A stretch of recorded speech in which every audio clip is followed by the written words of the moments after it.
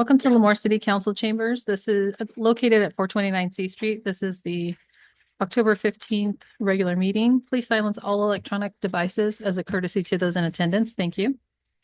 If you could please stand for the invocation given by Ms. Kimberly Nelson from Lifeway Church and remain standing for the Pledge of Allegiance. Father God, we come before your throne boldly, and we thank you, Lord Jesus, that we know that we can call upon you at any moment. And Lord Jesus, you hear your people. Father God, I pray for our city council. I pray for our Madam Mayor and our council members. Father God, I pray over the agenda and everything for the decisions that need to be made. I pray over our community, Lord God. I pray over our police department and our fire. I thank you, Lord, for moving in a mighty way. I thank you specifically for what you did for the high school students and the staff members today. Lord God, bless our police department, bless our community, for it is a tight family, Lord God. Lord God, give wisdom where wisdom is needed. Give your love and your peace over all that is going to be done. We trust in you, Lord. In Jesus' name, amen. Ready, salute. I pledge allegiance to the flag of the United States of America and to the republic for which it stands, one nation, under God, indivisible, with liberty and justice for all.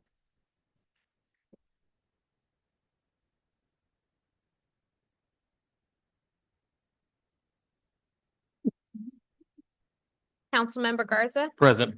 Councilmember Lyons, Councilmember Orth, Here. Mayor Pro Tem Gornick, Here. and Mayor Matthews. Here. Thank you.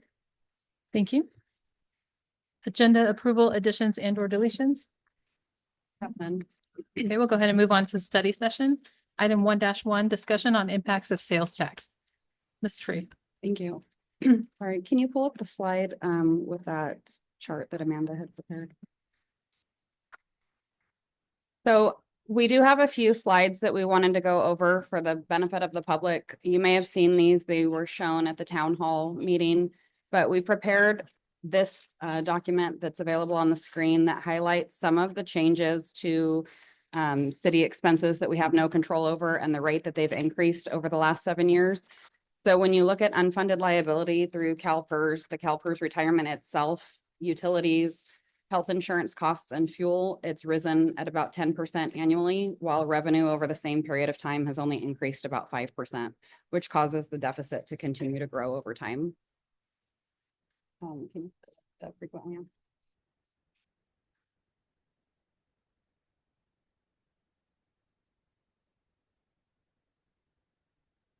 Sorry, I'm losing my voice a little bit. We had some frequently asked questions available at the town hall. We can sort of skim through them. I don't want to take up everybody's time if you saw them on the video from the town hall. But we were asked about the cause of the constant budgeting problem, and a lot of it is caused by increases in expenses when our revenue is not increasing at the same rate. It was sort of outlined in that first slide that we saw. We were asked why we were looking at considering closing the rec department if the sales tax measure does not pass. And we provided information on the departments that are funded by the city's general fund and why rec makes the most sense in closing. Because you look at the departments that are funded, which are police, fire, rec, planning, and building primarily. And the fire department is primarily all volunteers with the exception of 2 full-time employees. The police department, if we had to close and outsource to the sheriff's office, it's going to cost us more, and we don't maintain control over that cost. With building and planning, they process permits that come in, and so they actually bring revenue into the city, though they don't fully fund themselves at this time. If we closed those departments and had to outsource, that would slow growth in the community, which actually has the opposite effect of what we're trying to do. So the goal is not to close rec, but it is a luxury. I mean, we have a lot of great programs that they do, but it's not something that sustains itself. So it is a large drain on the general fund. Sorry, can you slow down?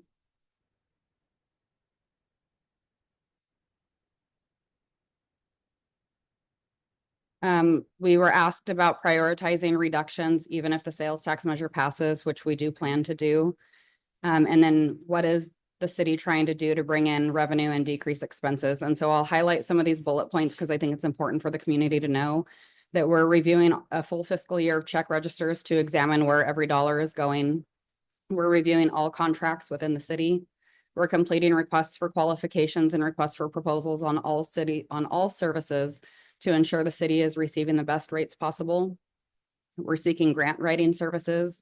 We're undertaking a business license audit and a transient occupancy tax audit. That's the tax that the city collects when people stay at local hotels. We're bringing many finance department operations back in-house. We're evaluating city services that are currently outsourced to determine if we can do them in-house more cost effectively. We're reviewing all purchase orders and invoices processed by the city to ensure that businesses that do business in the city have the necessary business license. We're ensuring that all subcontractors have a city business license. There is an item on the agenda tonight regarding administrative citations and fines. We're publishing the city council agenda 1 full week in advance rather than the 72 hours required by law in order to enhance transparency. We're evaluating agenda software to improve efficiency and enhance transparency. We're communicating more with the public via social media. We're hosting town hall meetings, roundtables, and coffee and community events. We're planning a transition from cost allocations to direct allocations within the budget to make the city's financials easier to understand and be more transparent. We're building relationships with service clubs, nonprofit organizations, business owners, and community members, and exploring opportunities to share resources.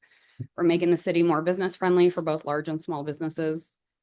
Exploring the idea of establishing a nonprofit status for a recreation foundation. Examining leasing possibilities of city-owned properties.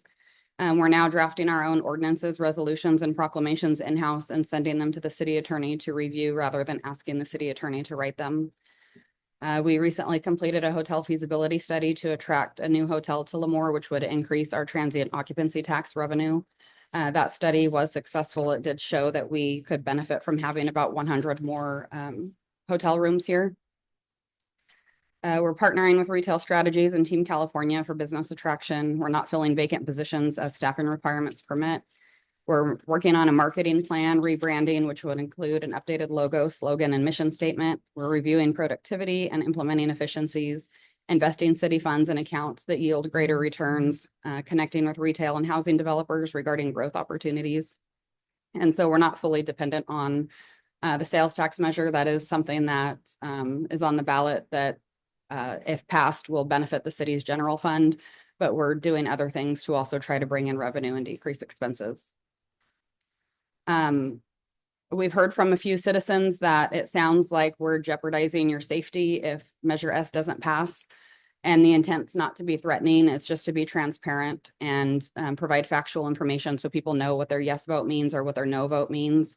When it comes to police, having less employees does directly correlate to increased response times. That's not like something that we made up. If you have less officers on the street, it's going to take the ones that are there on the street longer to respond to you. What does outsourcing the refuse division have to do with Measure S? If Measure S fails, outsourcing refuse needs to be considered because that would allow the city to collect a franchise fee that would benefit the general fund. We were asked why the city doesn't reduce staff, and I will say that I think there's a misconception that the city has a lot of staff. We don't. I came from a city that's half the population of the city of Lemoore, and I had more employees at that city than I currently have in the city of Lemoore. And so we've outlined by department how many employees are in each department. So Martha, if you can just kind of scroll down so they can take a look at that. I'm not going to read them all.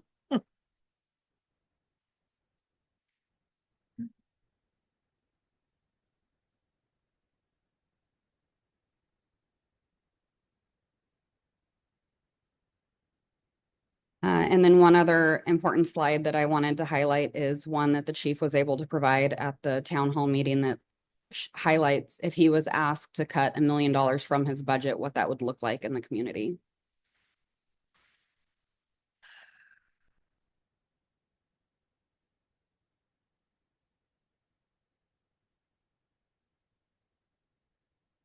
So that would potentially be the elimination of 6 crossing guard positions, which is all of the crossing guard positions, 2 records technicians, 1 records manager, 1 evidence tech, 2 community service officers, 1 detective sergeant.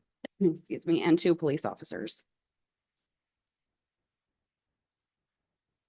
That's just the information I wanted to highlight to provide information on Measure S, and then if council or the public had any questions about anything. Are there any questions, comments from council? Seeing none, I'll go ahead and open it up to the public. Are there any questions or comments from the public on this item? Mr. Walker?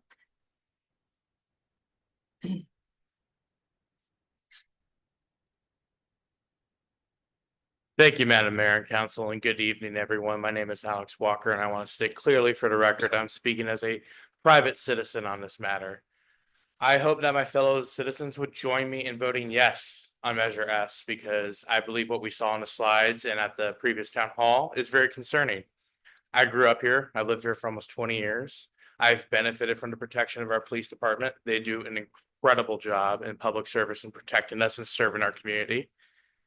And I'm very alarmed about what these cuts can mean. We also learned at the town hall that if Measure S were to fail and the city were to outsource, it could potentially be more expensive than the current rates that we're paying for the service that we're providing in-house.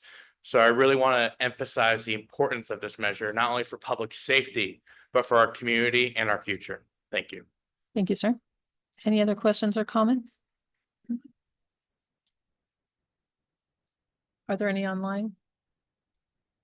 All right, we'll go ahead and go to the next item, ceremonial presentation, item 2-1, presentation of Red Ribbon Week shirts. Chief Kendall.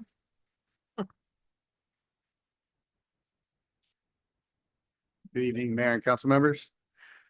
As you know, the start of Red Ribbon Week kicks off in 2 weeks. Every year we partner with the Jamison students, helping to create the shirt available to the elementary schools for Red Ribbon Week. So tonight I have Mr. Scaldi and student to present the shirts for Red Ribbon Week. Come on up.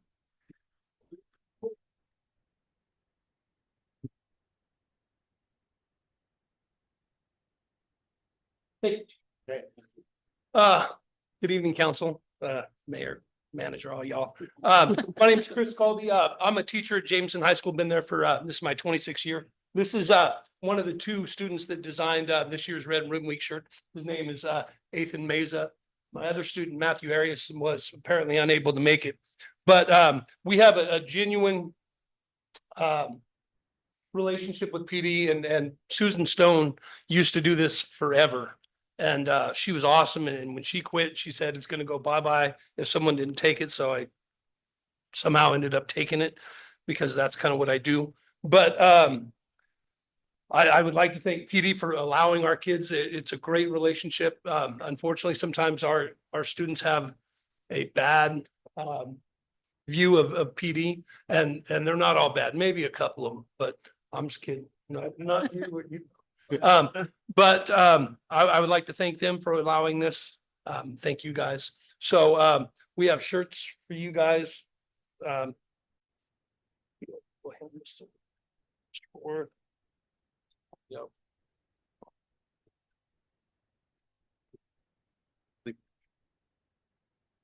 You want me to tell you what they say? Oh, yeah, that's me. Thank you. I guess you look like it all. Thank you, sir.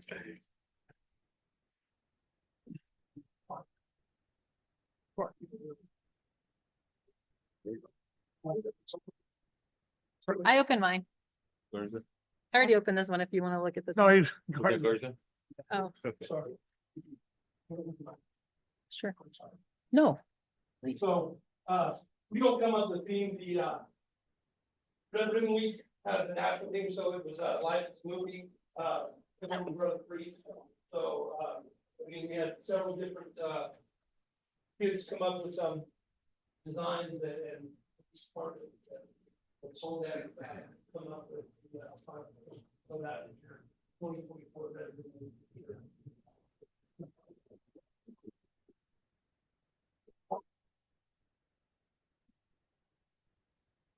very nice. Thank you. Yeah, thank you very much.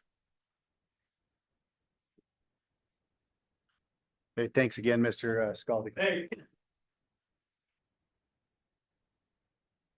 So we're just gonna leave you right there, sir. And go to item 2-2, Employee of the Month, September 2024. That's Chief standing. Kendall. It is my honor to present Soledad Perez as the City of Lemoore's Employee of the Month for the month of September. Soledad, can you come up here?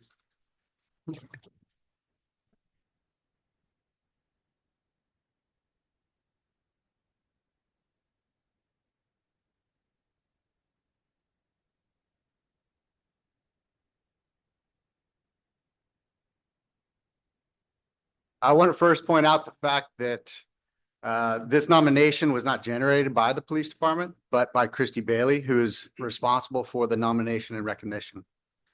Soledad Perez was hired with the City of Lemoore in 2001, serving as a temporary part-time CSO, filling in for the absent animal control officer. Ultimately being hired full-time, she's faithfully served as a CSO for the past 23 years. As a community service officer, she often works with other departments within the city by way of one of her collateral duties, which is code enforcement. In reading Christie's nomination, she states, Soledad goes above and beyond to ensure complaints are processed and the standards of the municipal code are upheld.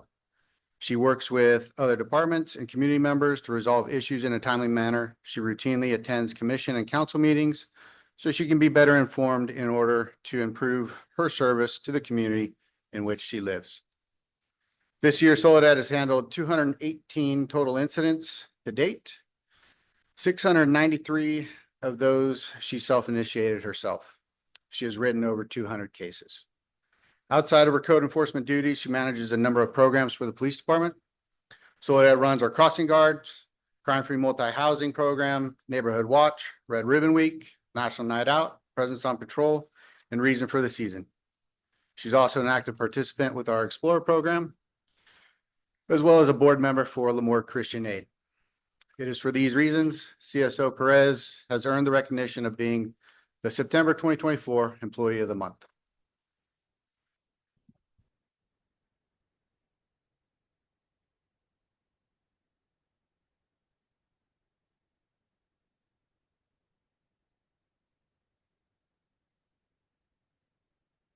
I always like to be behind the scene. I don't like to be in front of people, but I would like to to just say that, I would like to thank my family and of course, my Lemoore PD family, which is, I hold in my heart. And just thank you for everything. I love what I do and I enjoy it. So thank you. Thank you. Thank you. So let them get their- let them get their picture and then we'll take-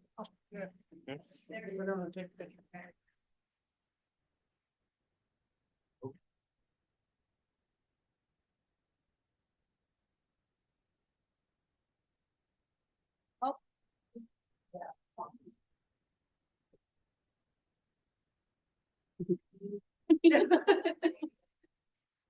Oh.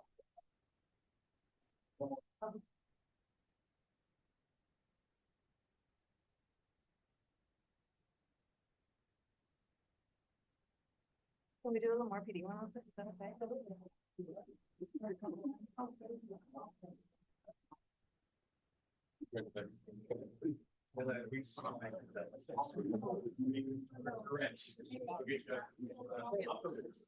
Yeah. They so strong.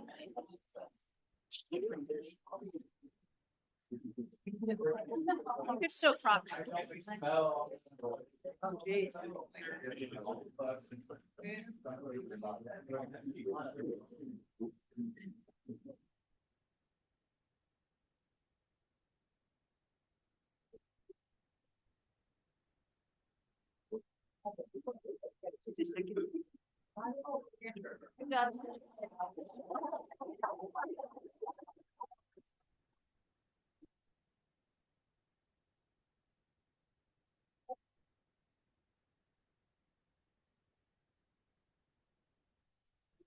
Christy, thank you.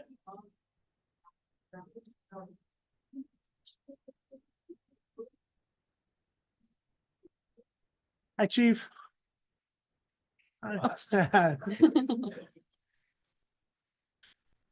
Congratulations, Soledad. Congratulations. It's awesome. Perfect. And now we're gonna go back up to public comment. Public comment will be in accordance with the attached policy. This time is reserved for members of the audience to address the city council on items of interest that are not on the agenda and are within the subject matter jurisdiction of the council. It is recommended that the speakers limit their comments to 3 minutes each, and it is requested that no comments be made during this period on items on the agenda. The council is prohibited by law from taking any action on matters discussed that are not on the agenda. Prior to addressing the council, any handouts for council will be provided to the city clerk for distribution to the council and appropriate staff. The public will have an opportunity to comment on items on the agenda once the item has been called and the mayor opens the item to the public. Is there any public comment? Mr. Walker?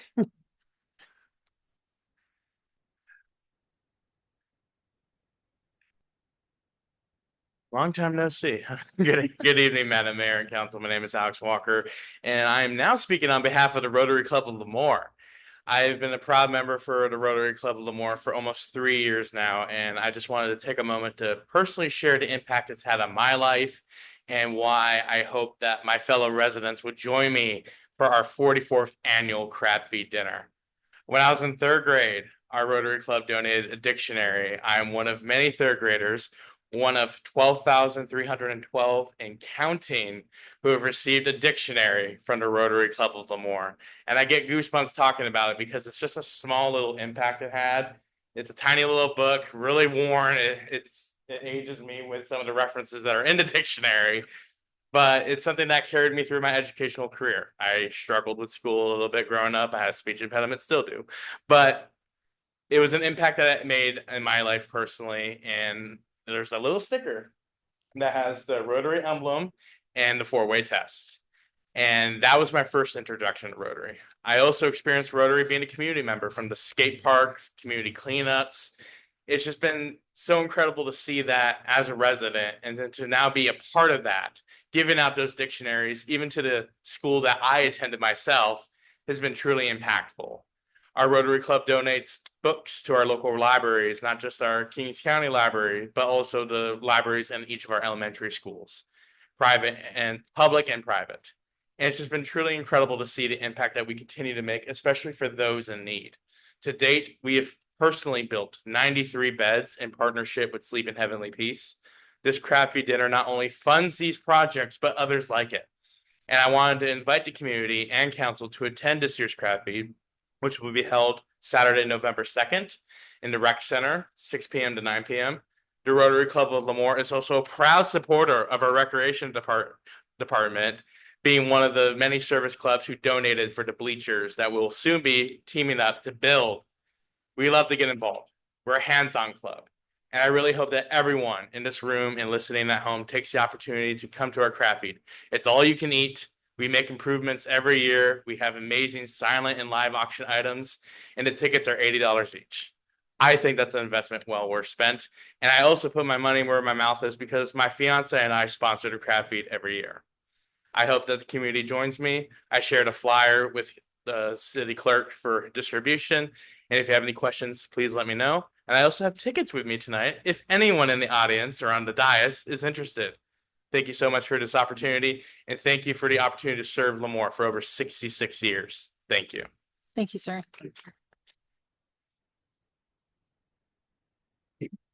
Any other public comment?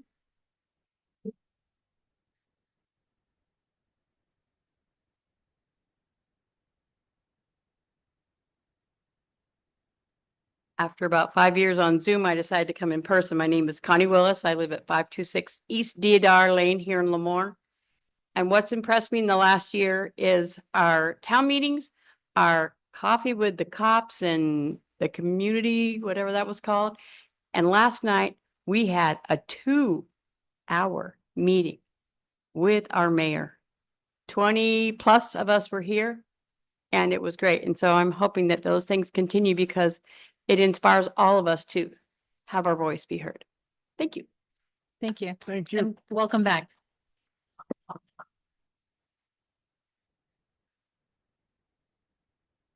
Any other public comment? All right, we'll go ahead and move on to department and city manager report. Sorry. Thank bad you. timing. So I just wanted to share that tomorrow morning I'll be I'll be leaving to the League of California Cities annual conference. This conference is a great opportunity for cities across California to connect and share ideas. The league does put on several sessions that are informational and educational to help cities grow. But I think what is most beneficial is the networking and being able to sit down with city managers and department heads in other communities and share ideas about things that they've tried that have worked well or not worked well in their communities. So it is a really good event. We do have our proposals open right now for grant writing services. If anybody's interested in submitting a proposal, they're due on October 17th. If you follow the city's Facebook page, you'll see that we're asking if the community would be interested in bringing back adult recreational sports in the rec department. That is, of course, assuming that the sales tax measure passes and rec remains open. But if you are interested in any adult leagues, if you can please comment on the city's Facebook page so we get an idea of what the public may be interested in. And then starting on October 28th, we're having a city employee pumpkin decorating contest. So look for pictures on the city's Facebook page and vote for your favorite pumpkin. We have Chief Kendall has a few things to say, and then also Mr. Rivera and Mr. Greenlee after him.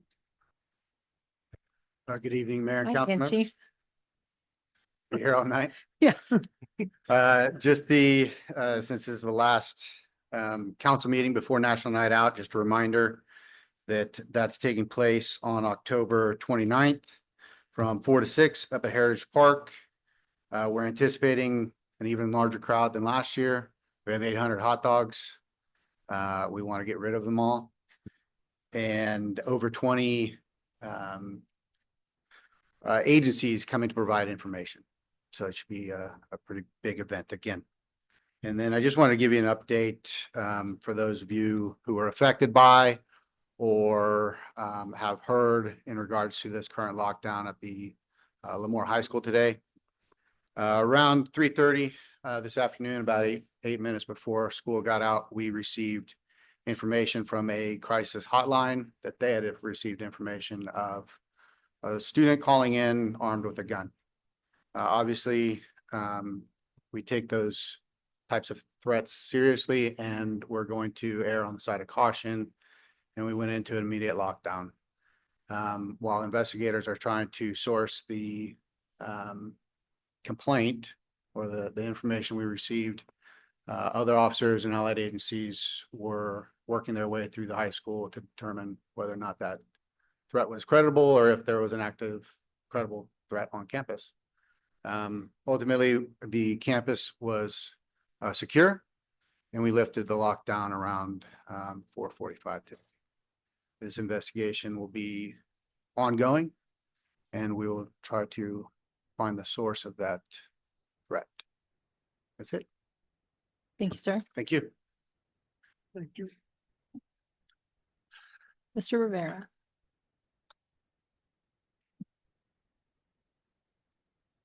Good evening, Mayor and council members. Just have a few project updates. PFMD zone, which is a replacement curb and gutter, sidewalk, tree removal replacement project, will be completed next week. Final concrete curb and gutter and sidewalk will be completed by Wednesday or Thursday of next week. D Street rehabilitation project, that's again from Lemoore Avenue to the county line. It's currently out to bid. We had a pre-bid meeting on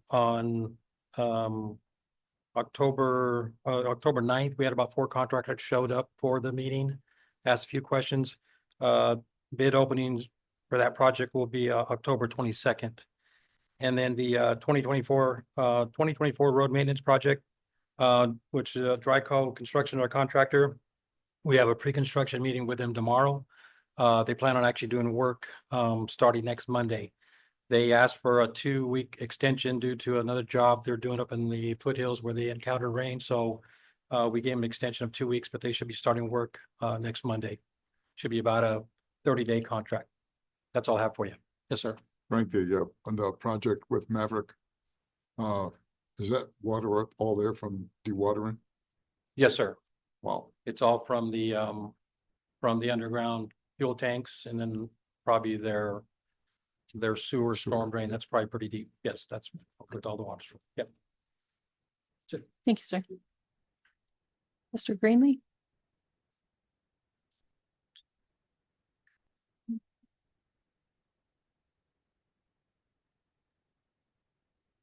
I brought my water. Jeez. Meant to bring something else. Thought you were gonna be talking for a while. Yeah, no. You're gonna have a lunch up there. Yeah. All right. Good evening, Madam Mayor, and good evening, council. All right, I got a few things to go over. I'll start off with the building division. I'm gonna need help. Oh, there. The restaurant that we're all familiar with, that used to be the old Ethel Reds, received their final today. And can you pronounce it for me? Because I feel. So. Okay, what he said. So they're gonna have a grand opening. They're scheduled for November 1st, so it's gonna be exciting. We're happy about that. So finally, we're gonna see some stuff over there. Place is unbelievably beautiful. I mean, they did a great job on that. Is your mic on? Is my mic on? Yeah. Okay, can you hear? Okay, sorry about that. You need me to repeat that or anything, or What did you say the date was? I'm sorry. November 1st. And what'd you say the name was, Ray? Okay, you ready? Yeah, it's called VG. So, also update DD's. They have a tentative opening date for February of 2025. So just to kind of give you an idea what's going on there. So. Yes. Oh, okay. And then, update Smith Avenue Apartments. They're looking at starting November 6th to start moving dirt, stuff like that. So any questions on building side? No? Okay. Now the fun part, we go to recreation. Junior MBA starts Monday, October 21st. It's going to be running for 7 weeks. We have a total of 66 signups, children, of course, from ages 3 to 5. And I brought with me some stuff so you could kind of see what we're doing. So these are the actual NBA jerseys with all the teams. This is just an example. I don't know if anybody here's a Hawks fan, but anyway, these are official jerseys. So we're very proud of that. So we're excited about that. Are they reversible? Good question. I think they are. Yes. Yeah. I'm pretty sure they are because they have home and away. Yes. Yeah. Yep. And they are very high quality. They're very nice. So I think the only thing you have to do is just take the tag off, but yes. Okay. The next one is Major League Soccer. It's called a GO program. And on that one, we're going to be starting October 10th and we're going to be running for 7 weeks also. And we have 91 children signed up, ages 3 to 5. And I brought an example. I'm sorry. Oh, okay. Yeah, thought somebody said something. I brought examples of what they receive when they sign up for soccer. By the way, these don't fit these. So this is the Major League Soccer. This is the shirt.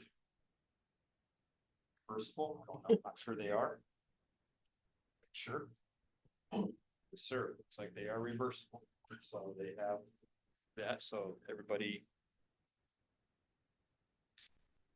Sorry about that. So everybody can kind of see the official logo. So again, this is all official stuff.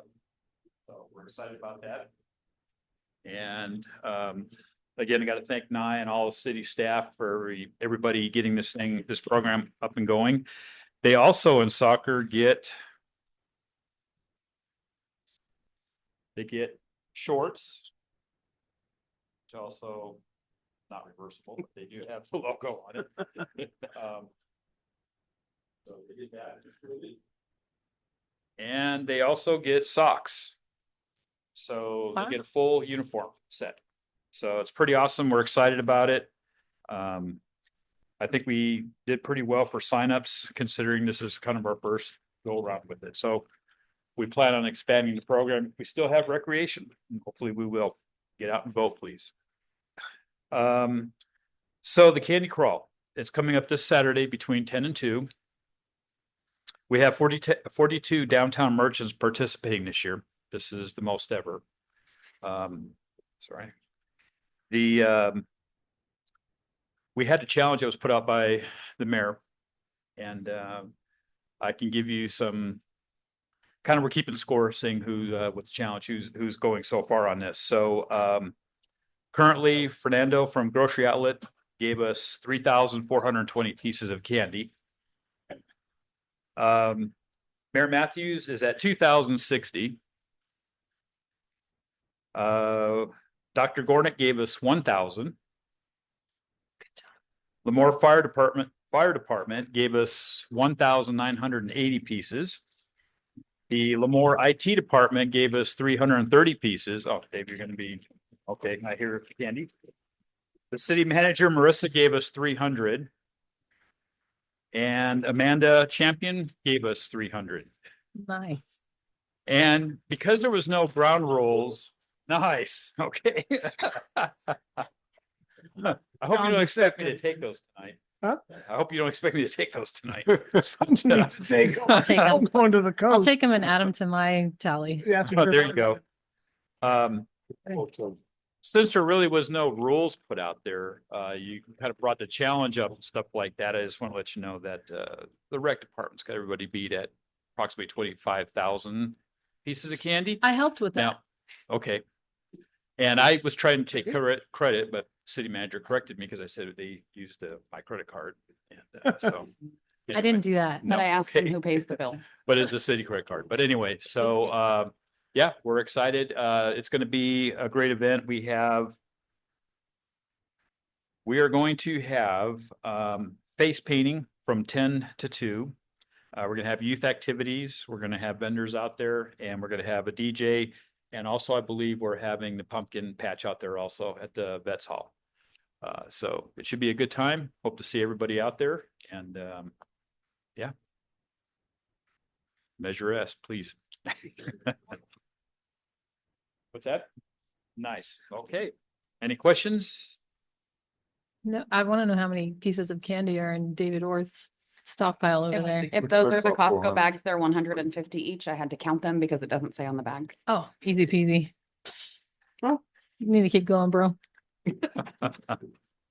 Thought there was more than that in there, but Well, we'll go ahead and go to the consent calendar. Items considered routine in nature are placed on the consent calendar. They will be considered and voted upon in one vote as one item unless a council member or member of the public requests individual consideration. We have item 4-1, approval minutes, regular meeting, October 4th, 2024. Item 4-2, approval, second readings. Ordinance 2024-06. Adding chapters 10 and 11 to Title 4 of the Lemoore Municipal Code relating to unsafe camping and public hazards. Item 4-3, approval amendment of the city's salary schedule to include account clerk 3 salary range. 4-4, approval department update, September 2024 building. 4-5, approval department update, September 2024 police department. 4-6, denial of claim for Mr. Wallace. And that's consent calendar. Would anybody from council like to pull any of those items? 4-4 and 4-5. Anything else from council? Is there anything that a member of the public would like to pull from the consent calendar? Seeing none, I'll entertain a motion to accept the consent calendar items 4-1, 4-2, 4-3, and 4-6. No motion. I get a motion by Councilmember Garza, I'll second. second by Councilmember Orth. Councilmember Garza? Yes. Councilmember Orth? Yes. Councilmember Gornick? Yes. And I vote yes as well. 4-4, did you have a specific question or concern? Is it different than? One's right, one's gonna be Yes, cheap. Doc. What could I answer for you? Was it any different than what you provided us in your update with respect to the building? What that information is from September, it gives you a breakdown of how many permits were pulled Permits for the were month, issued. and then also how many inspections the building inspectors performed. And we'll be providing it every month. And is it, how long have we been doing it? Did we just started? No, we've had records ever since the inception of the program. We just have never provided it to city council. If Okay. people asked it for public requests, we could give them the information, but I- new city manager thought it was appropriate, which we all agreed that you guys get to kind of see what's happening in our city, how many permits are being pulled, inspections. Well, one of the things I noticed was the number of solar Mhm. installs on there. Correct. And I've had some requests from citizens and I've gone to their homes to check it out. But they're homes within since the latest state codes, Mhm. which everything is connected inside the roof. Or, In the attic. in the attic. Well, okay, go ahead. I'm sorry. Go ahead. And a couple of the installers have put everything on the outside, the conduit, everything. And is that optional or is that? No, that's kind of standard whenever they do the older houses and stuff like that. No, They run these are brand new houses. 3 or 4 years. Well, they also, Lennar has been doing that also. It is allowed. It just depends on how far they go and then if they have access to go through the attic. And then they'll come back to the panel. New construction, it's easier because you can run everything ahead of time before you put sheetrock up. But if they're done after that, then no, they do the rigid pipe. It comes down to the company. Okay. It just really looked bad, from a new home that we allow it to be Right. done on the outside. Well, it is code. They're not violating any codes. Okay, thank you. Anything else? That's it. Okay, thank you. Item 4-5. What was your concern there? Chief, you changed the main entrance of the police department? Yes. The main entrance to the police department is now in the new building. Okay, It's off, like the doorway faces Hill versus being out there on the corner of Fox and okay, Cinnamon. all right. So that's a permanent change. It's not something that. Well, it's been like that since the building's opened. It's been, The main entrance is from the corner has been moved to the new building? correct. Records moved over there as well. And so when they did that, we moved detectives over where records was because both departments essentially outgrew their building status. Now we have files and whatnot, file storage, I guess, up there. Okay, thank you.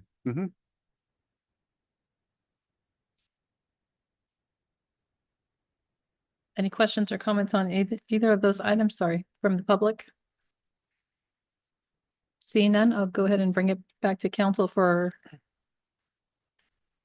I can do them together, correct?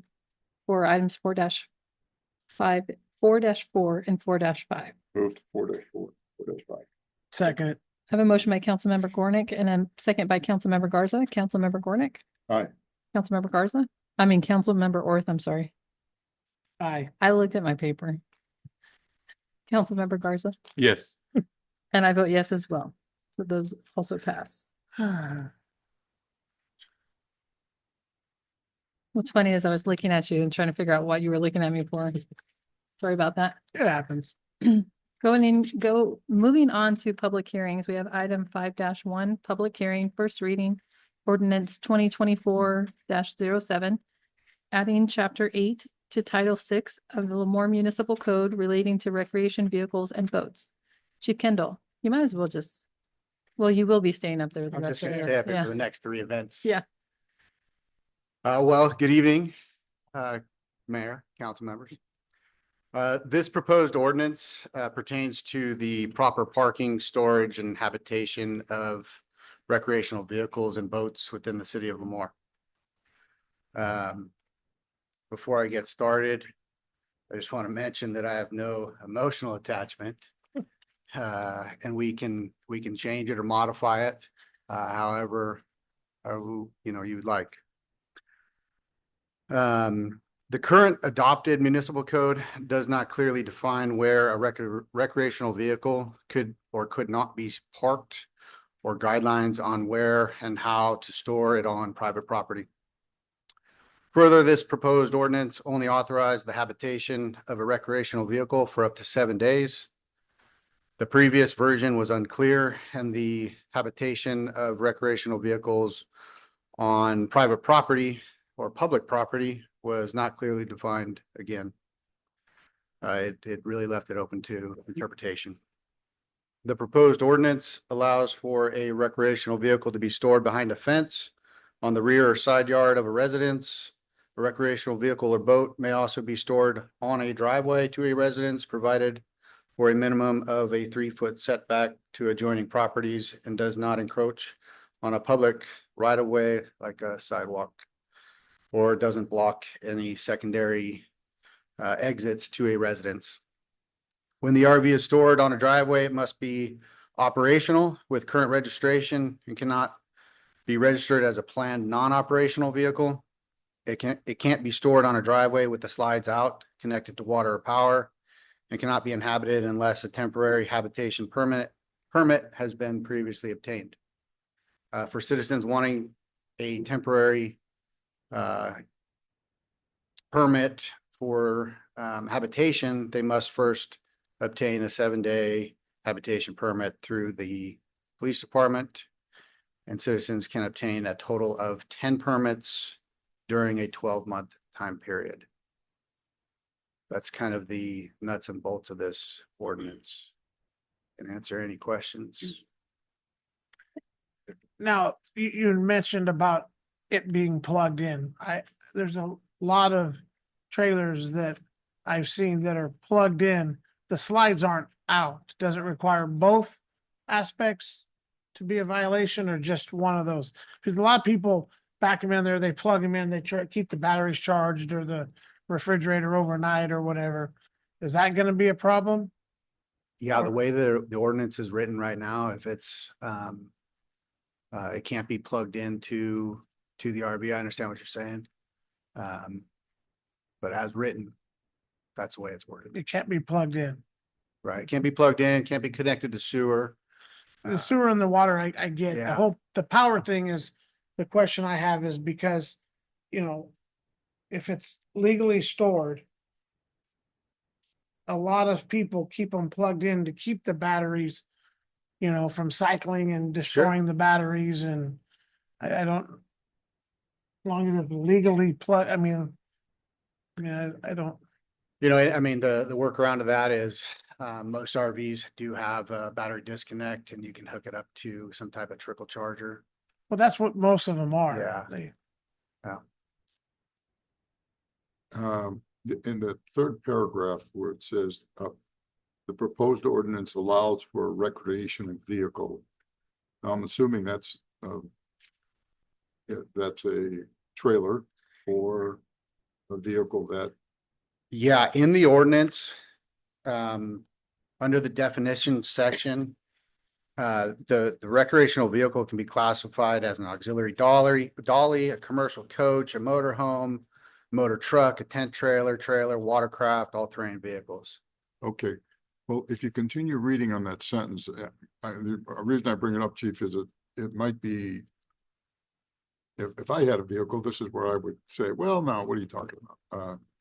It says to be stored behind a fence. Mhm. On the rear or side yard of a residence.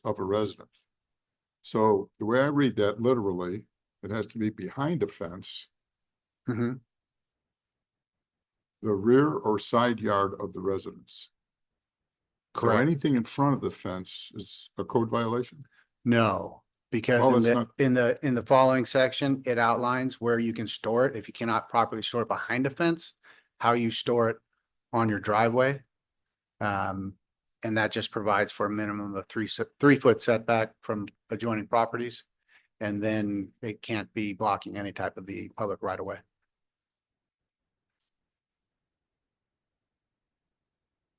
So the ordinance still allows for you to park it. But what we're seeing is a With the lot of, limitation on days, correct? I'm sorry, on limitations of what? Limitation on the number of days Only for No, that's only occupancy. for habitation. habitation. Right. So you can park it in your driveway for as long as you'd like. Pending that it's Not it's blocking. not blocking, right, any public right of way. You have a Or 3 foot plugged in. setback. Okay. Yeah, it Do you- can't be do you stored like with the the slides open. Do you like that plugin?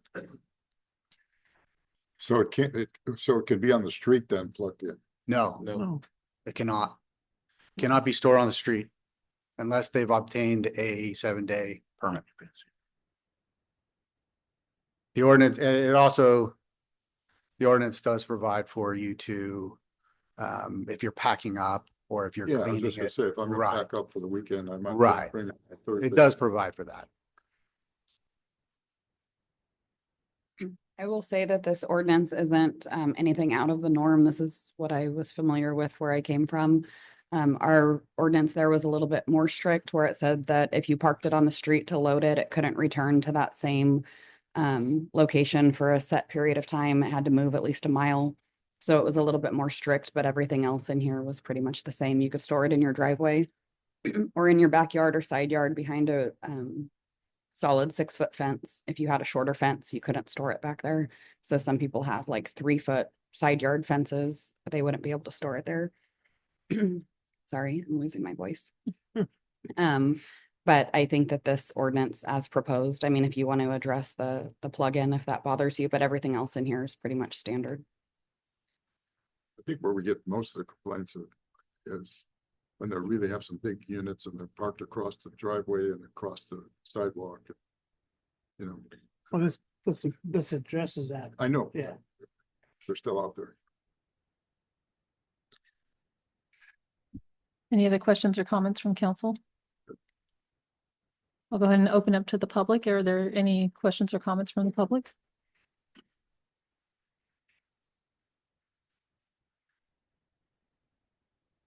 Thank you, Madam Mayor and Council. Again, putting on my private citizen hat. I wanted to ask a clarifying question because it's almost fog season and it's going to be especially dangerous for our drivers and RVs, boats, etc. Can create obstruction that we don't see in the fog that can lead to some damage or people getting hurt.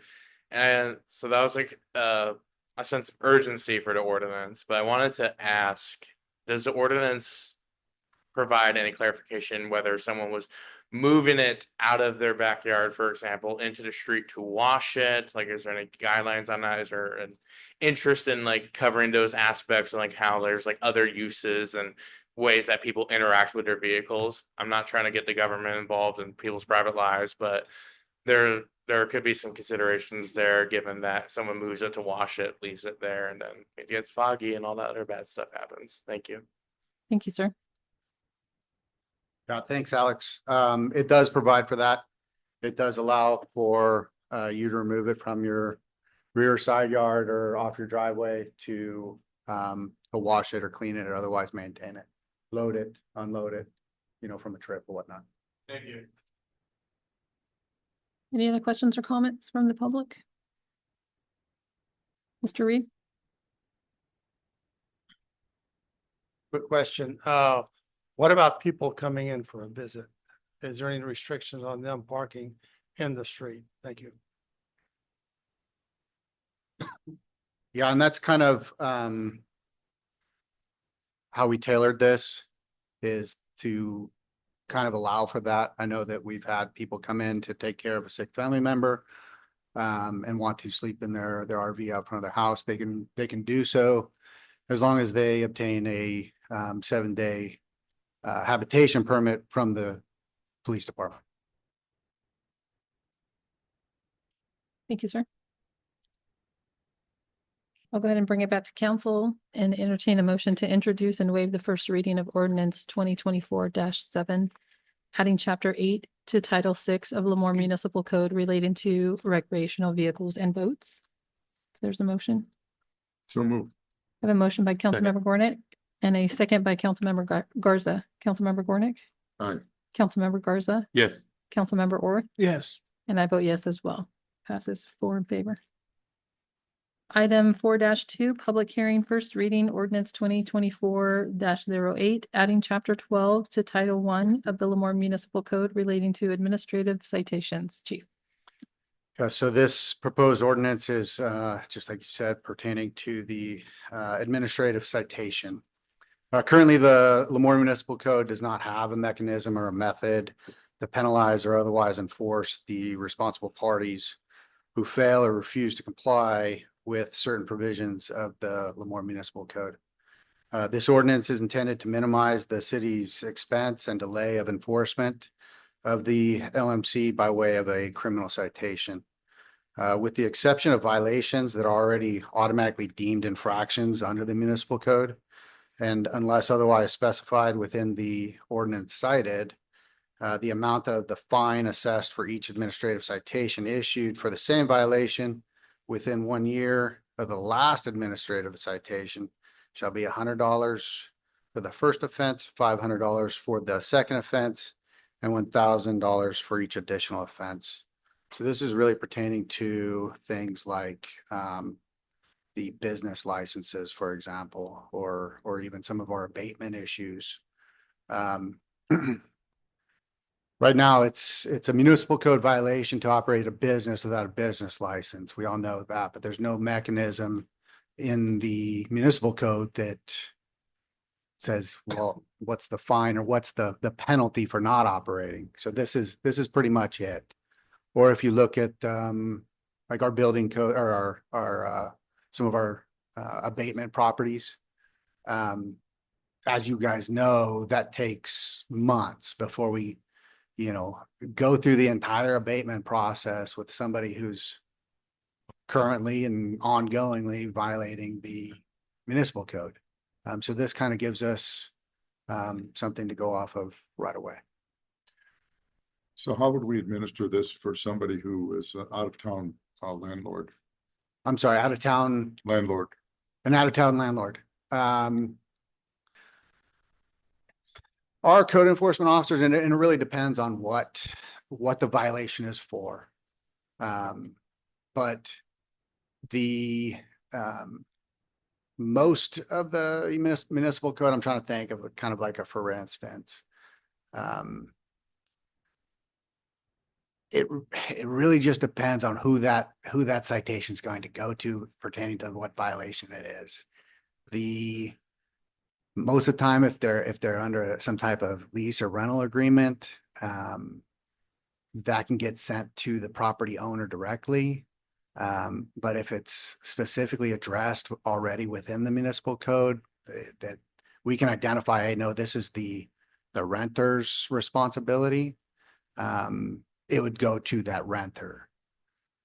It really just depends on what the violation is. Okay.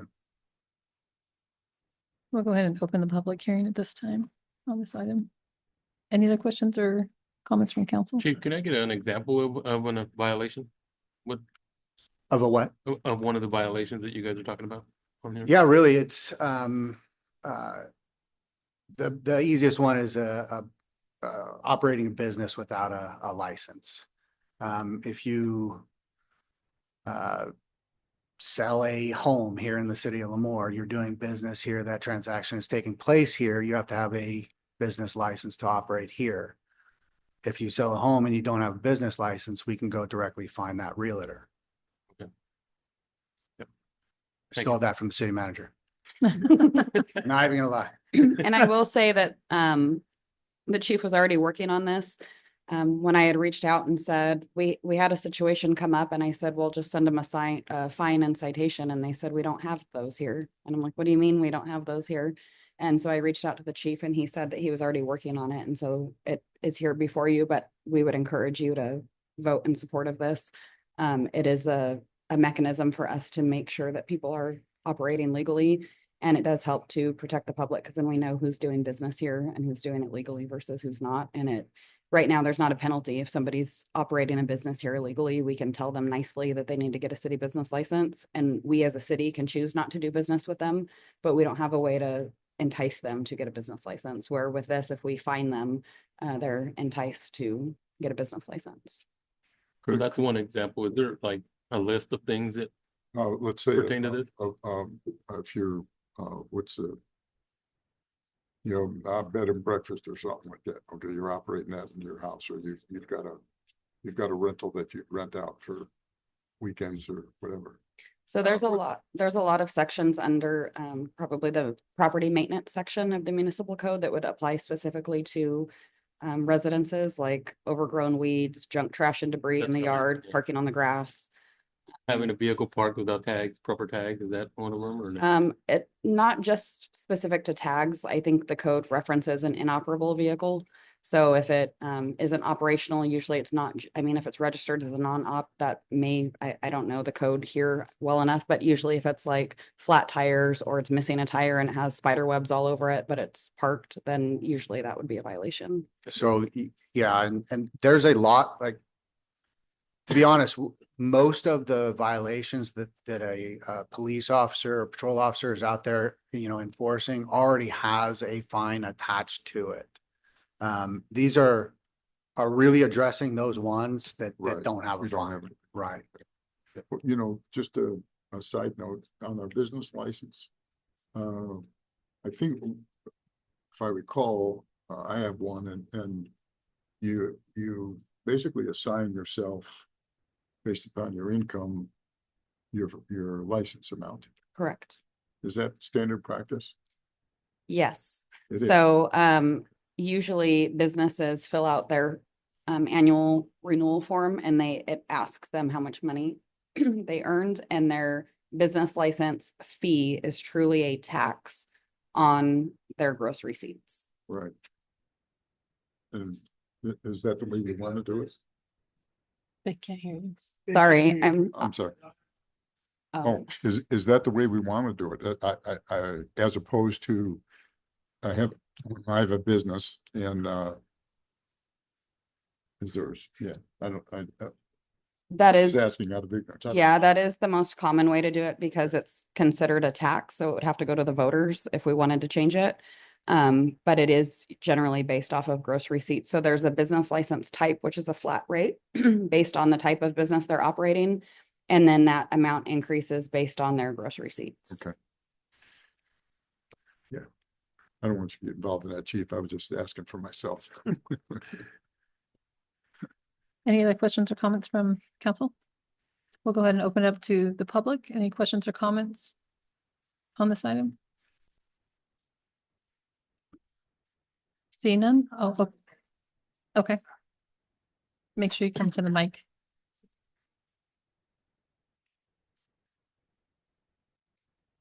As a once business owner, and I'm currently not doing business, my question was, I know so many people who are running businesses that are not licensed.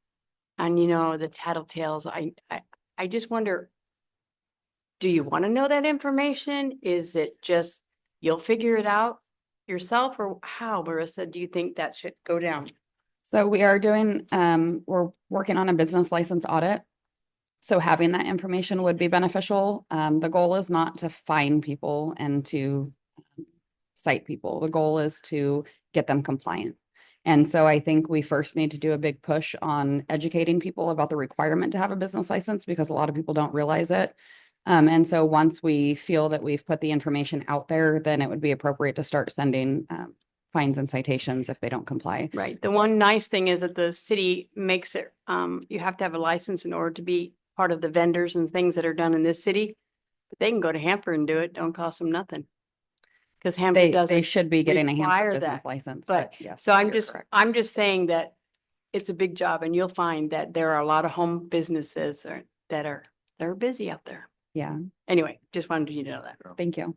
Yeah, and that was part of my questioning is we need to educate our citizens also because they may not know that they need to get that's why I was asking for specific examples of what it is.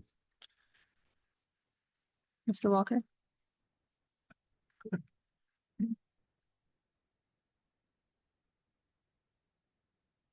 Thank you, Madam Mayor and Council. Again, not wanting to advocate for the government getting involved in people's business, but I appreciate the model of educating people and then bringing them to compliance versus just fining them under new authority.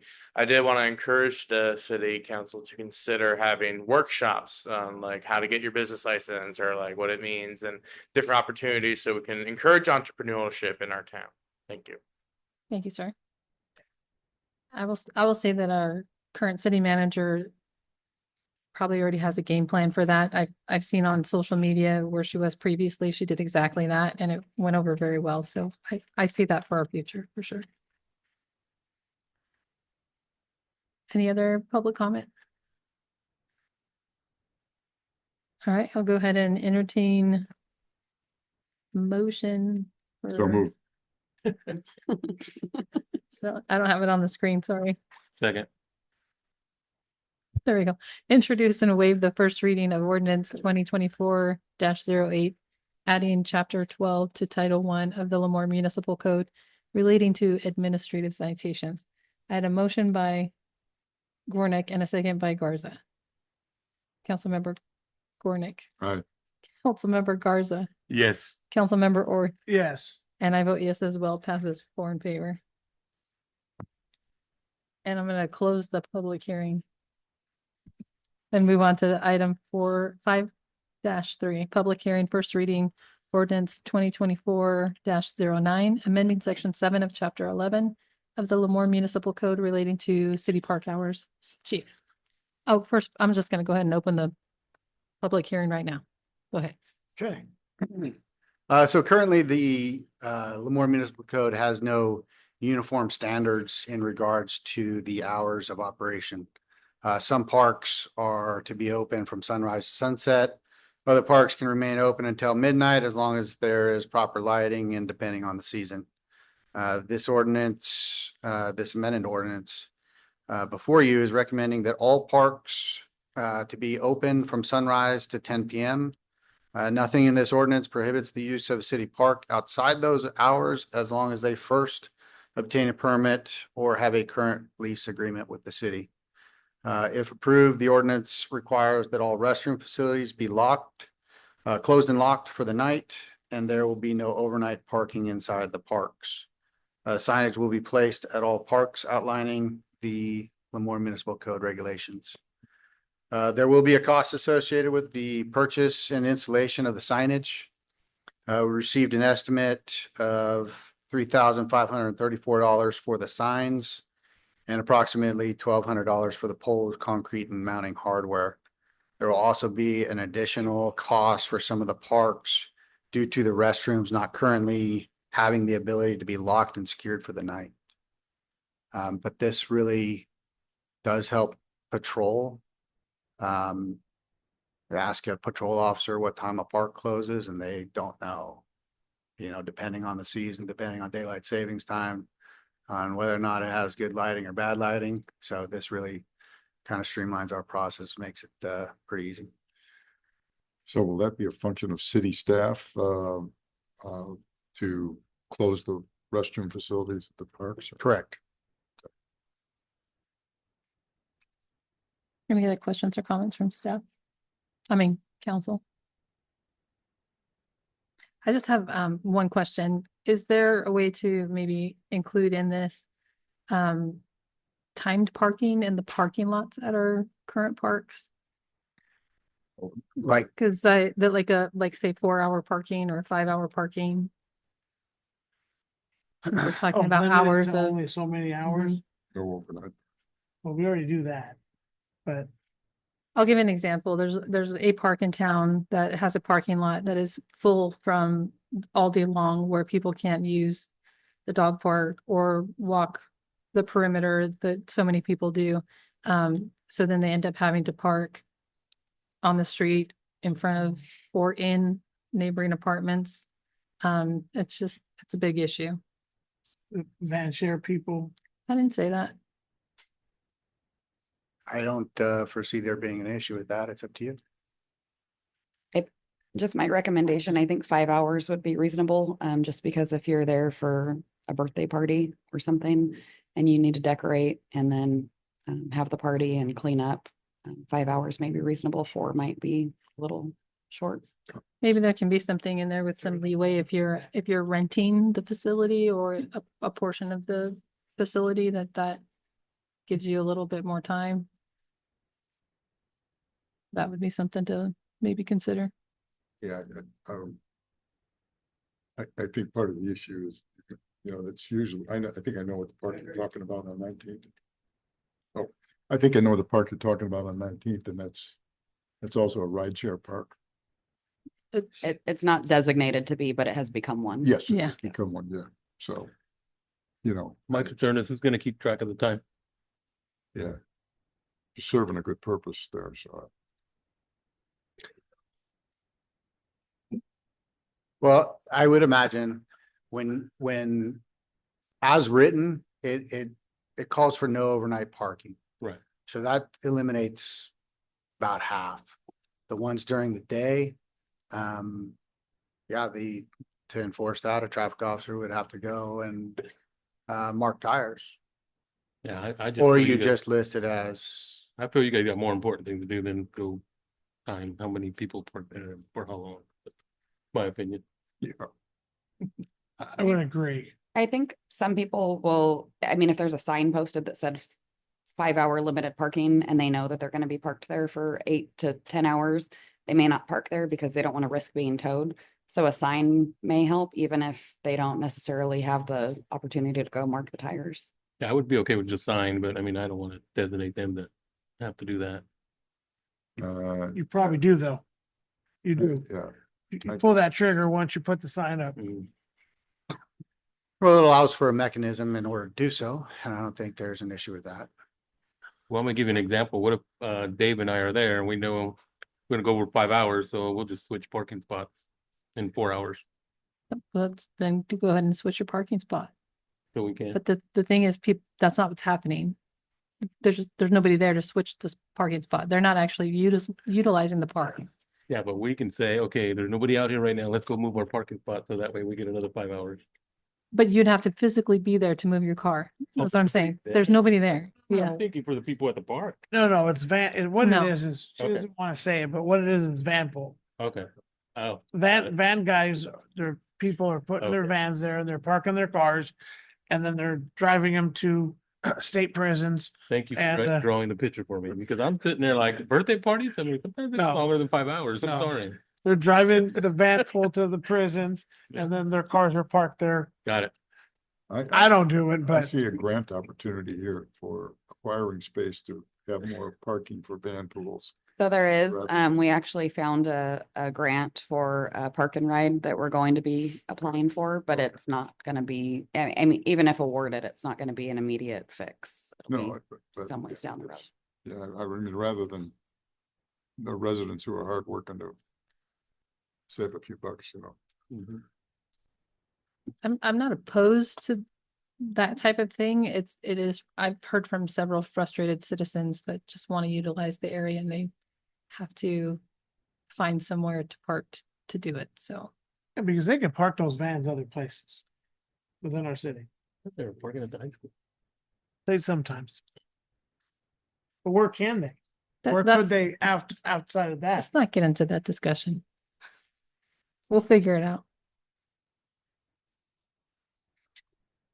Back to this ordinance. So do you want to add that? I think we should consider it. My personal opinion, I think we should consider it. I have add 5 hour parking. And then obviously we're still gonna have the no overnight parking. Yeah. yeah, I mean,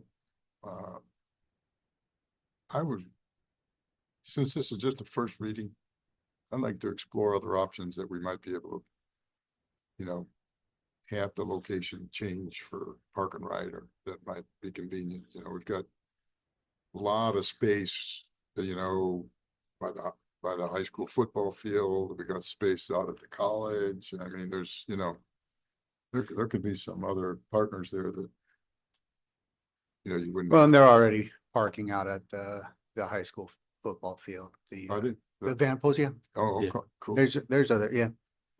But again, it falls on that entity to approve it, That's true. you know. Okay. Do you want to add that? Yes, please. I'm cool with that. I mean, Why is don't what it we- is. You want it to come back? What's gonna come back for a second Yeah. reading? But if we have it in there, we can then don't have to come back a third time to add it, right? Unless we change something else. Unless we kill it, unless we take it off. I'll go ahead and open it up for public comment. Is there any public comment on this item? Mr. Reed? As relates to the van pool, I might suggest that maybe over a period of time, say a week or two, that we have some flyers made up that we could put on windshields that said, this is not van parking. Please park somewhere else. Thank you. Thank you, sir. Be smart. Mr. Walker? Hello, Madam Mayor and Council.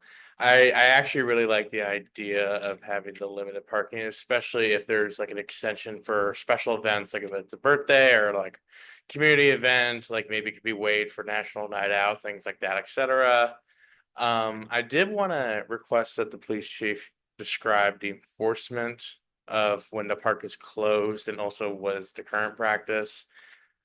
The theme of tonight's conversation is not the government getting involved in people's business, because I used to work graveyard shifts and I'm concerned for residents who work awkward hours, who don't get to enjoy the park during the day, who might want to walk their dog or or like walk around for exercise when the park is considered closed. So how would this impact them is the question at the floor. Thank you. Sure, yeah. Throughout the night, patrol officers are going through the parks anyway. Unfortunately, not a whole lot of good things happen in the middle of the night at a park. So they're outside, they're out of their cars, they're walking the parks. And so really, most of the time, if it's not, you know, a repeat offender, they're not up to, you know, no good. We're just going to ask them to, we're not gonna issue a citation on it. It's really up to the discretion of the officer to determine, you know, if that individual is up to criminal activity or not. Again, it just provides some type of uniform standard that a citizen can go to the municipal code and read what the actual rule is. Be able to interpret it. Thank you, sir. Any other public comment or questions?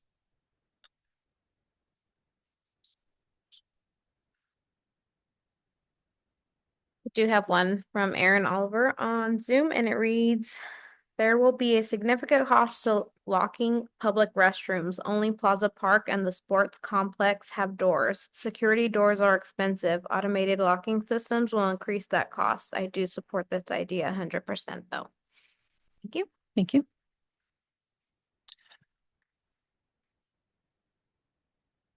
I'll go ahead and bring it back to council. I'll entertain a motion to introduce and waive the first reading of ordinance 2024-09, amending section 7 of chapter 11 of the Lemoore Municipal Code relating to the city park hours and including limiting the parking time to 5 hours, and that was the only addition that we had, correct? So that I'm clear on that, are we waiving the second reading? Did I say second? First. First, Waive. So we're waiving the first reading, we're still bringing it back. yes. Okay. I'll make a motion. Do I have a second? I'll second it. Motion by me, second by Councilmember Orth. Councilmember Orth, Yes. Councilmember Garza, Yes. Councilmember Gornick. No. I vote yes, so passes 3-1.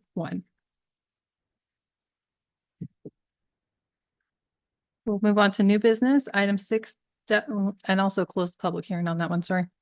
6-1, report and recommendation, Measure S Oversight Committee information. Mr. Trejo. Thank you. We're going to have something come up on the screen in just a second that I'll review.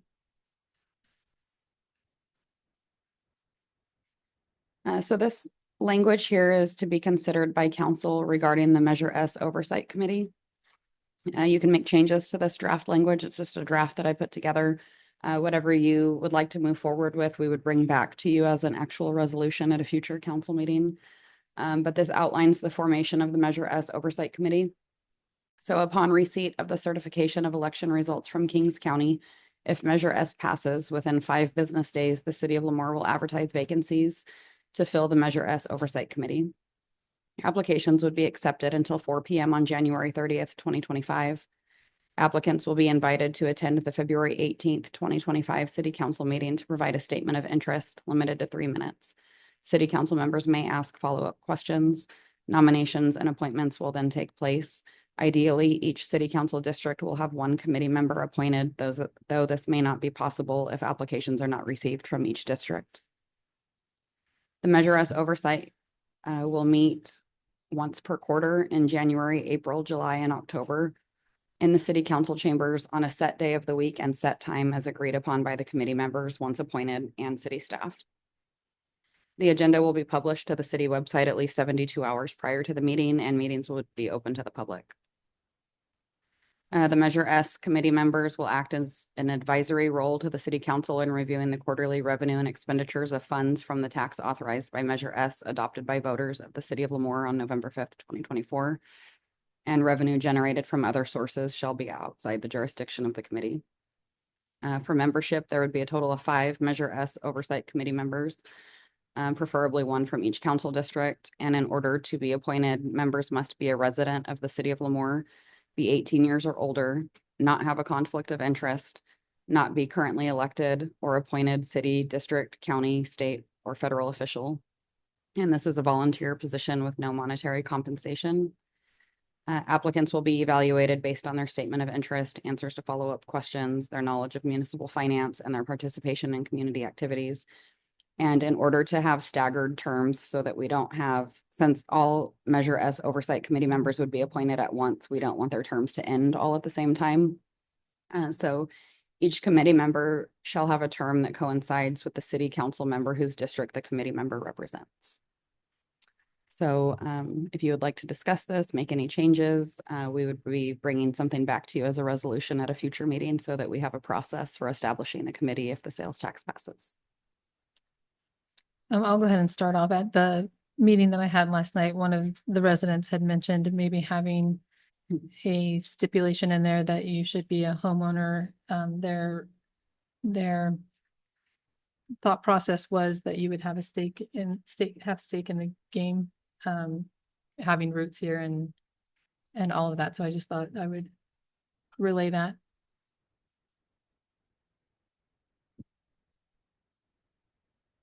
Any other comments or questions from council? I like this 1 for every district. I think that's very smart, so. It may not be possible. I mean, depending on the applications that come in. So 1 district may have 2 members, but Yeah. ideally you would appoint 1 from each district. So is that what you want? You want to possibly look at a homeowner? I'm just relaying the qualification? information. It's Why up does to it- you if you would. Couldn't we just have 3? Well, I think the idea is each district of our city gets represented. You could have however many you want. To represent the council?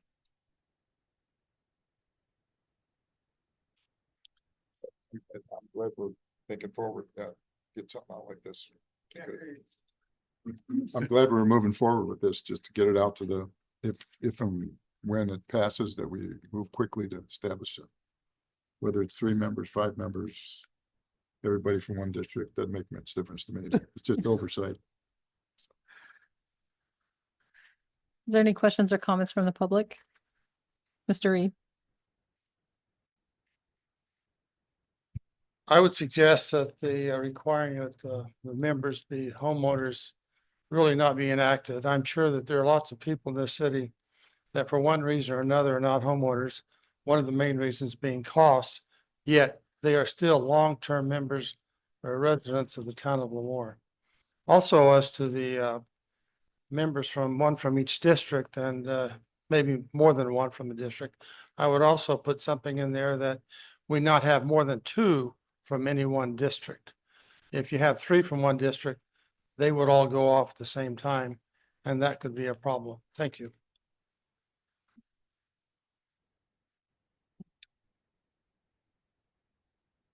I already know what you're gonna say, Alex. Oh, you do, you know. That's because I was at the wonderful town hall that our mayor had yesterday, and thank you again for hosting an opportunity for the residents. But a couple things, I want to agree with my fellow citizen. I definitely, after thinking about it more, I would not advocate for a home ownership requirement because of the reasons that people may not own a home, but they could be long-term residents. In addition to that, I think you have skin in the game if you're paying the sales tax, and everyone who would be purchasing and living in Lemoore would be paying that sales tax. Additionally, I wanted to flag two items for consideration for an amendment for this committee. One being a removal process. If a committee member were to commit a crime or other egregious offense, it could be mirrored on the stipulations of how council members are removed, for example. Doesn't have to be. And then the other thing that was coming to mind is a procedure or some sort of consideration if a committee member were to move yet still reside in the city of Lemoore, if they were able to keep their seat or what that would look like. Thank you. Thank you, sir. Any other public comment? I'll go ahead and bring it back to council. I would, I would agree. I don't think the homeowner portion, although I could respect the idea, I don't think we need to have that as that's just my opinion. I do agree with Mr. Reed's, if we can't get more, we shouldn't have three in one district. I didn't think about that because we don't know how well this will be participated. But I do like Alex's idea of having some rules about, misconduct or whatever, but I think that's small stuff that we can figure out. I really like the forward thinking of getting this ready to where, hopefully everyone's paying attention and we pass this thing so we can go forward and get a committee together and do it. Mr. Garza? I think it also, if you miss like one meeting or two, depending, because you're only gonna have four, right? But I mean, we should probably remove that person also if they're not showing. To address Mr. Reed's concern, I was wondering if we could maybe have something where the original appointee from a district is like the original one that would follow that council member. And then potentially, if there are others that whatever seat they're vacating, that they would be connected to that seat, so that when that election happened, maybe we could do it that way. So like you said, a way to not lose three at one time during one council seat. That might be an option. I would recommend that we define advisory. They have no role in approving expenditures. I think that's pretty defined by the law, but we can reiterate it. Yeah. I don't want anybody to have false impressions about what the rule is. It's good. Any other questions or comments? This is not a votable thing, so. We were just looking for direction to bring back a resolution at a future meeting. Did you get enough direction? Yeah. Good idea. Yes. Okay. So we'll go ahead and move on to city council reports and requests. Mr. Reed, did you have a report from the mosquito abatement? Since I was missed at the last meeting. I was hoping you wouldn't bring that up. Our September mosquito abatement district board, we had training for ethics. And we also received a check of over 700,000, which is for the COVID thing. And we've now received over 800,000 and are expecting another 45,000. Thank you. What are you guys gonna spend that money on? Well, Kill mosquitoes, right? yes. And as a taxpayer, if it was my opinion that the funds weren't needed, I would suggest we give them back. Thank you. Thank you, sir. Yeah. So we'll go ahead and move on to council. Councilmember Garza, I have none tonight. Councilmember Orth, We are in a interesting time with our city. And I think our city manager and everyone has done a great job. The committee, everybody has done a good job on this Measure S and it's been awesome to see the different roundtable meetings and everything. And it's really glad to see our citizens are coming to see that and participate. It shows our city turning a page from the past and turning to the new. And that's always great to see. So everyone be safe and be safe. Councilmember Gornick. I too would like to commend the Committee on Measure S. Much more visible now than it was 2 weeks ago. We've got mailers at home, signs out, so people are focusing on that. Get a lot more questions from people about what does it mean, how much is it, etc. So that's good. I enjoyed the reports tonight from everybody, and congratulations to our code enforcement. That's a neat event, and also thanks to who was it? Was it Shelley that nominated her? Oh, Christy. Or Christie. Christy. They were nominated. Good job, Christie, nominating her, one of your fellow employees. Congratulations, everybody. That's it? That's it. Okay. I also want to congratulate Soledad for her recognition.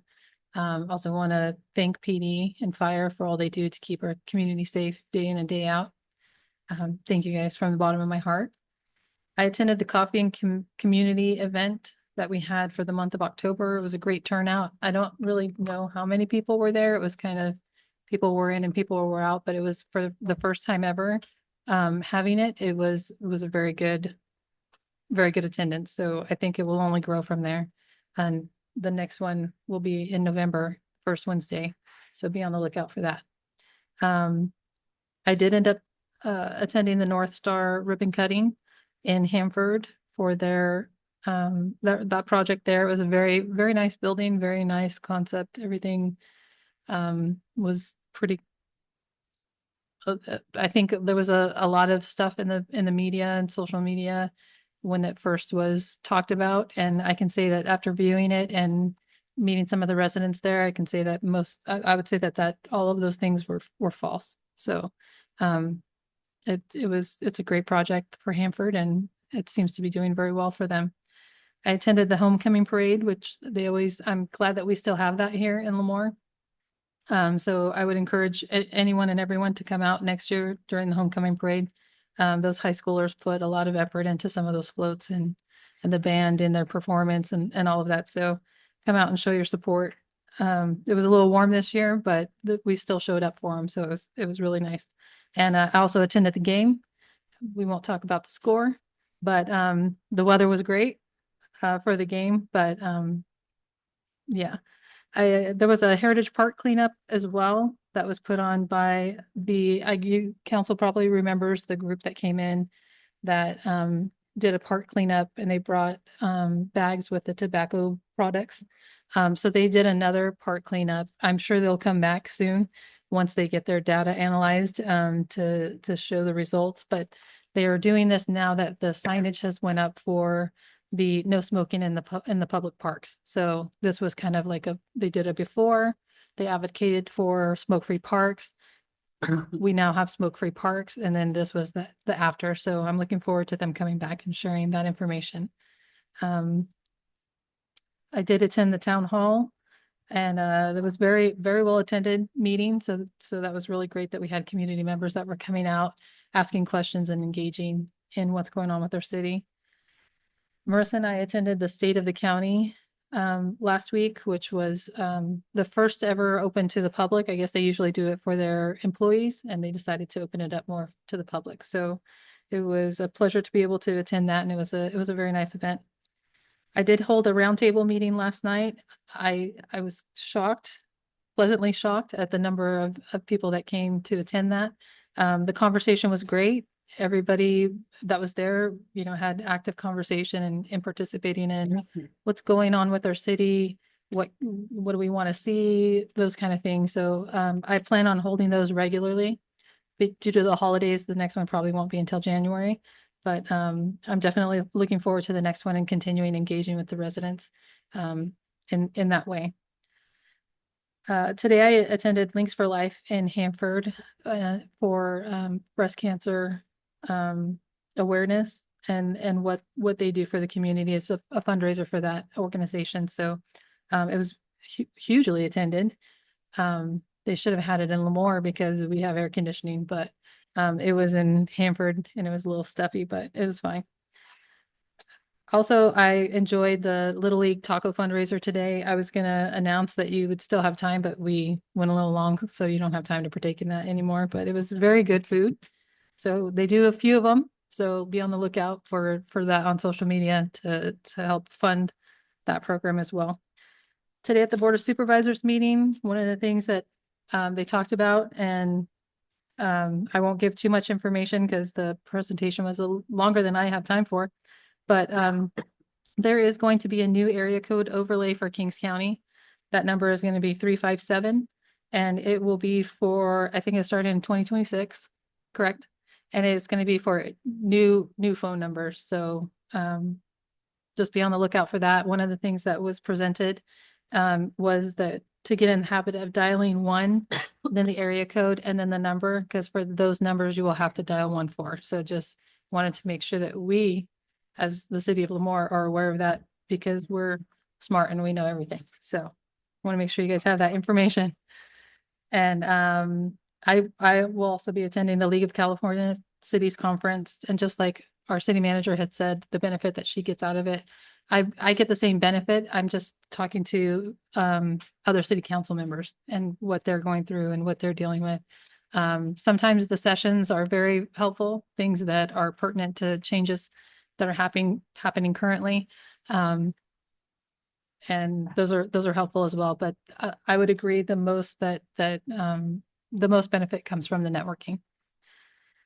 And then I wanted to announce that the Chamber and the Downtown Merchants are having a mixer at the Ceremony Museum on October 17th at 6 p.m. And then we already talked about that part. So with that, we'll go ahead and find my place on the agenda again. We'll go ahead and go to closed session.